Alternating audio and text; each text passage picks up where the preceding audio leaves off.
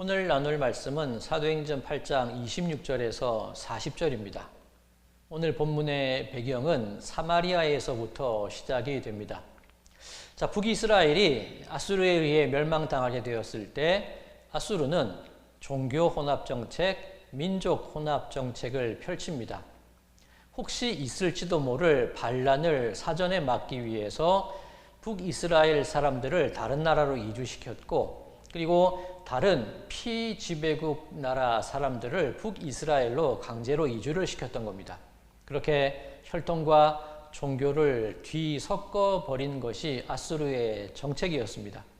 이후에 바벨론이 사마리아에 주둔하기도 했고, 그 이후에 마케도냐의 알렉산더 대왕이 헬레니즘 문화를 사마리아로 가져오기도 했습니다. 그런 이유들로 인해서 유대인들은, 이 사도행전이 쓰여지고 있던 이 당시 유대인들은 사마리아를 멸시했고, 행여 여행 가는 길에 사마리아를 통과하고 지나가게 되면 가까운 길임에도 불구하고 일부러 멀리 돌아서 가는 그런 일이 일어났던 것입니다. 빌립이 바로 그곳 사마리아에서 복음을 증거한 것입니다. 어디 그뿐입니까? 놀라운 표적들이 일어나게 되었고, 귀신이 쫓겨가고 중풍병자와 걷지 못한 자들이 고침받는 일이 사마리아 성에 일어났던 것입니다. 모르긴 해도 유대인들의 생각에는 왜 하필 사마리아 성이 그런 마음을 품었을 수도 있었을 겁니다. 자, 어찌되었건 이 빌립이 사마리아로 보내졌고, 그리고 사마리아에서 큰 능력을 발휘하게 되었는데, 하나님께서는 갑자기 빌립을 향하여 광야로 나가라고 명령을 하십니다. 별다른 설명도 없이 이유도 말씀해 주시지 않고 그저 가라고만 하시는 겁니다. 그 말씀에 순종했더니 광야에서 에디오피아 여왕의 내시를 만나게 됩니다. 지금으로 치면 재정경제부 장관이겠지요. 자, 그 사람에게 이 빌립이 복음을 전하고 세례를 베풀게 됩니다. 사마리아, 빌립에게 있어서 복음을 증거하는 중심지였고, 또 빌립의 믿음의 기반을 마련할 수 있는 곳이었는데, 그곳에서 떠나왔습니다. 그랬는데 이 광야에서 에디오피아 재정경제부 장관을 만났다. 또 다른 기회를 잡은 것이지요. 자, 그런데 하나님은 또다시 빌립을 세례를 베풀자마자 빌립을 다른 곳으로 옮겨 버리십니다. 자, 이 부분이 오늘 본문 39절인데 39절은 이렇게 증거되고 있습니다. 둘이 물에서 올라올새 주의 영이 빌립을 이끌어 간지라. 내시는 기쁘게 길을 가므로 그를 다시 보지 못하니라. 여기서 빌립을 이끌어 간지라, 각주가 붙어 있지요. 각주 어떻게 해설이 되어 있습니까? 빌립을 빼앗아 간지라. 자, 이끌어 갔다라고 좀 이렇게 온화하게 번역이 되어 있는데, 원뜻 가운데 빼앗아 간다라는 의미도 있다는 겁니다. 자, 빌립 예루살렘 교회의 7 일꾼으로 선택받았습니다. 아주 대단한 일이지요. 그런데 하필이면 그때 박해가 일어나서 뿔뿔이 흩어집니다.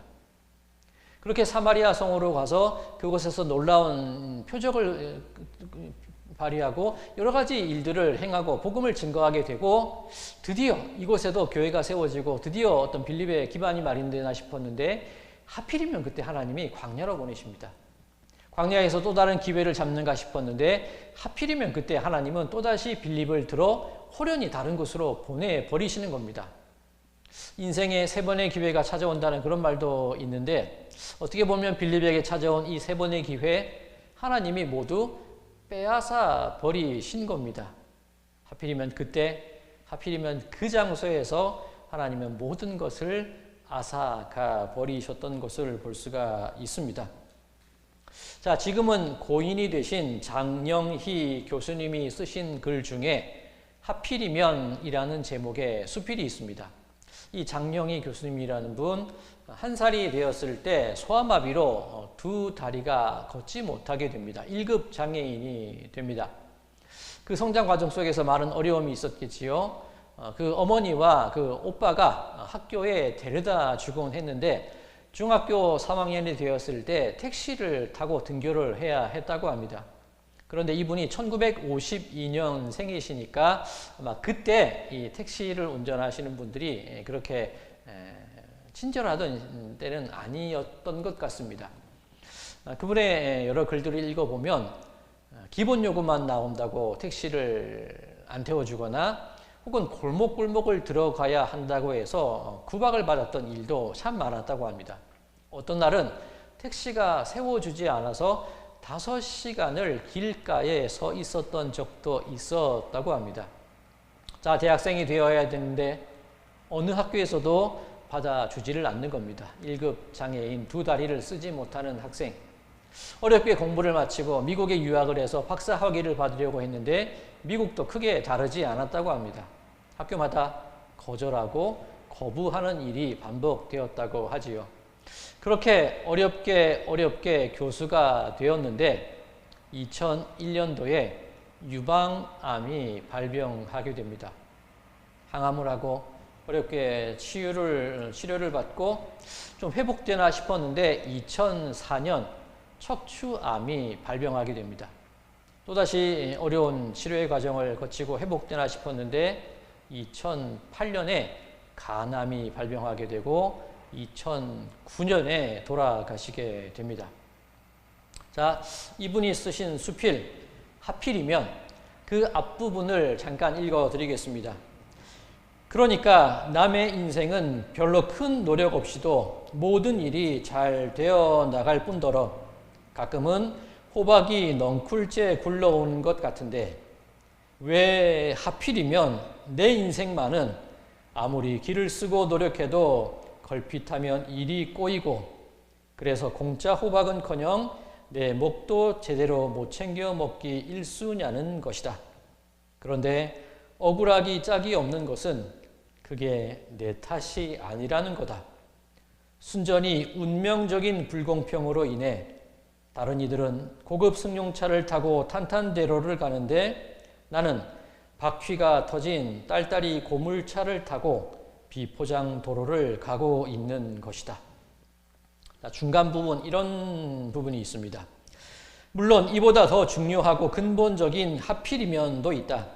남들은 멀쩡히 잘도 걸어 다니는데 왜 하필이면 나만 목발에 의지해야 하고 어떤 사람은 펜만 잡으면 멋진 글이 술술 잘도 나오는데 왜 하필이면 나만 이 짤막한 글 하나 쓰면서도 머리를 벽에 박아야 하는가?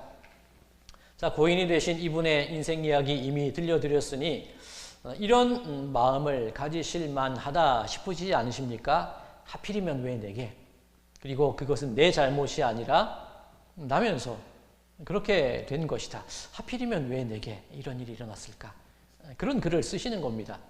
자, 이 수필의 후반부를 읽어드리겠습니다. 조금 길 수도 있습니다. 그래서 하필이면이라는 말은 내게 한심하고 슬픈 말이다. 그런데 어제 저녁 초등학교 2학년짜리 조카 아름이가 내게 던진 하필이면은 전혀 그렇지 않았다. 길거리에서 귀여운 팬더 곰 인형을 하나 사서 아름이에게 갖다 주자 아름이는 눈을 동그랗게 뜨고 환한 미소를 지으며 그런데 이모, 이걸 왜 하필이면 내게 주는데? 하는 것이었다. 다른 형제나 사촌들도 많고 암만 생각해도 특별히 자기가 받을 자격도 없는 듯한데 뜻밖의 선물을 받았다는 아름이 나름의 고마움의 표시였다. 외국에서 살다 와 우리말이 아직 서툰 아름이가 하필이면이라는 말을 부적합하게 쓴 예였지만 아름이처럼 하필이면을 좋은 상황에 갖다 붙이자 나의 하필이면 운명도 갑자기 찬란한 빛을 발하기 시작한다는 걸 깨달았다. 내가 누리는 많은 행복이 참으로 가당찮고 놀라운 것으로 변하는 것이었다. 도대체 내가 전생에 무슨 좋은 일을 했기에 하고 많은 사람 중에 하필이면 내가 훌륭한 부모님 밑에 태어나 좋은 형제들과 인연을 맺고 이 아름다운 세상을 살고 있는가? 아무리 노력해도 헐벗고 굶주리는 사람이 그토록 많은데 왜 하필이면 내가 무슨 권리로 먹을 것, 입을 것 걱정 없이 편하게 살고 있는가? 자, 어떻습니까? 이 부분. 하필이면을 좋은 상황에 갖다 붙이자 나의 하필이면 운명도 갑자기 찬란한 빛을 발하기 시작한다는 것을 깨달았다. 하필이면 빌립이 인생에 찾아온 3번의 기회를 놓친 줄 알았는데 하필이면 광야 한가운데 만난 사람이 말씀에 목말라 하는 자였다. 하필이면 그 말씀에 목말라 하는 그 사람이 펼쳐든 책이 성경이었고 하필이면 성경 중에서도 이사야 52장을 펼쳐놓고 있었고 하필이면 이사야 52장은 고난받는 종 예수 그리스도에 관한 내용이었다. 자, 어떻습니까? 가라고 말씀하시는 하나님의 명령에 순종하게 되었을 때 처음에는 하필이면 왜 내게 이런 일이 일어나고 하필이면 왜 내게 이런 좋은 기회들을 놓치게 되었을까? 그런 생각을 할 수도 있었는데 그 하필이면이라는 말 속에 하나님의 말씀이 있다지자 그 하필이면은 찬란한 빛을 발하기 시작했다는 것입니다. 여러분들은 그런 경험 있지 않으십니까? 하필이면 왜 내가 예수를 믿어서, 하필이면 왜 내가 이 자리에 있어서, 하필이면 왜 내가 이 사람을 만나서, 하필이면 왜 하고 많은 직장 중에 이 직장을 다녀서, 하필이면 왜 이런 처지에 놓이게 되어서 내가 힘들게 살고 있을까? 그런 생각을 한 적 있지는 않으십니까? 자, 그런데 그 하필이면에 하나님의 말씀이 깃들게 되면, 하나님의 뜻이 깃들게 되면 우리가 그 뜻과 그 말씀에 순종하기 시작하면 그 하필이면은 찬란한 빛을 발하기 시작하게 된다는 것을 믿으시기 바랍니다. 사랑하는 성도 여러분들, 혹시 여러분들 지금 처한 상황 때문에 어려워하고 계시지는 않습니까? 경제적인, 물질적인 어려움으로 힘겨운 상황 가운데 놓여 있는 것은 아니시고 혹은 관계의 어려움으로 인하여서 정말 풀리지 않는 그런 곤란함 속에 빠져 있는 것은 아니십니까? 건강의 문제로 여러 근심과 걱정 속에 놓여 계신 것은 아니십니까? 자, 그런데 하필이면 하나님의 말씀이 여러분에게 임하게 되고 하필이면 하나님의 그 영이 여러분을 사로잡으시고 하필이면 예수 그리스도의 십자가의 은총이 여러분들에게 임하게 되고 하필이면 성령의 위로하심이 여러분의 삶 속에 가득 채워지게 될 때에 여러분의 후회와 눈물과 슬픔과 그 아픔들이 분명 찬란한 빛으로 변화되게 될 줄로 믿습니다. 자, 이 고 장영희 교수님 자신을 걱정하던 사람들에게 이런 말씀을 남기셨다고 합니다. 하나님은 다시 일어서는 법을 가르치기 위해 넘어뜨린다고 나는 믿는다. 하필이면 내가 넘어진 것이 아니라 하나님이 일으켜 세우시기 위하여 그 찬란한 하필이면을 허락하셨다는 의미입니다.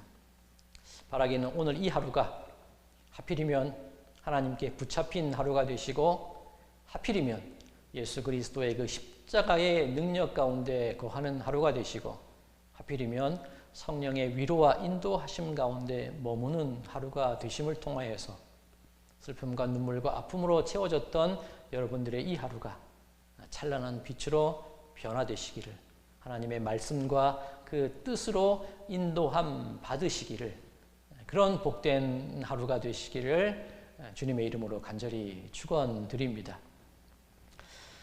사랑과 은혜가 많으신 하나님 아버지, 제가 무엇이관데 예수님의 그 귀한 피값을 들여 저에게 생명을 주셨나이까? 그 은혜와 그 사랑에 감격하여 오늘 이 하루 기쁨과 감사와 소망 가운데 살아가도록 은총 더하여 주시옵소서. 하나님과 동행하는 이 하루가 되어지도록 함께하여 주시옵소서. 예수 그리스도의 이름으로 간절히 기도드리옵나이다. 아멘.